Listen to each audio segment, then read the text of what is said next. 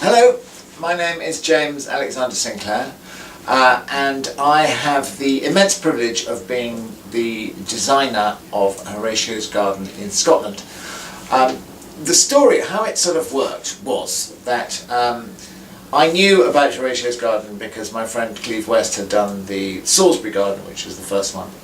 And I had a telephone call from Olivia Chappell, Horatio's mother, and said, would I like to come on a little excursion with her. And so we went on a rather grim day to Glasgow. And I arrived at the spinal unit there and was confronted by this courtyard that was really quite depressing, with blown over chairs and nothing living in it really. And then this long stretch of ground alongside the motorway, which was even more depressing, and that was the view from the wards.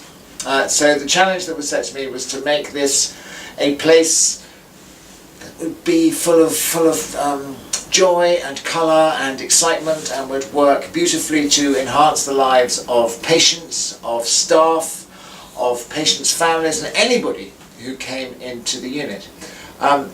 Initially it was quite daunting, but you sort of get the hang of it, and I found that talking to patients and talking to their families and realising that this was a garden that was really quite different to anything that I had done before, because most of my work is sort of private gardens for sort of people who love their gardens. This was a garden which would change people's lives, and this is the wonderful thing about Horatio's Garden and about gardening in hospitals and institutions, is that you have the chance to enhance the lives not just of one family, but of hundreds and hundreds of people, maybe even thousands over the years. And so I think that probably Horatio's Garden, I know that Horatio's Garden is the most meaningful and the most exciting garden that I have ever built in 30 years of designing gardens, because you walk into the courtyard at Horatio's when the sun is shining and the cake is doing its thing and the volunteers are running around making people happy, and you can feel the way that the garden affects people's lives. You can feel the fact that from a ghastly situation that they find themselves in, suddenly there is something there that can give them comfort and succour. And that is the immense power of Horatio's Garden. And this is down to a number of things. Firstly, the legacy of Horatio himself. Secondly, the enormous amount of work that Olivia and David and the trustees do.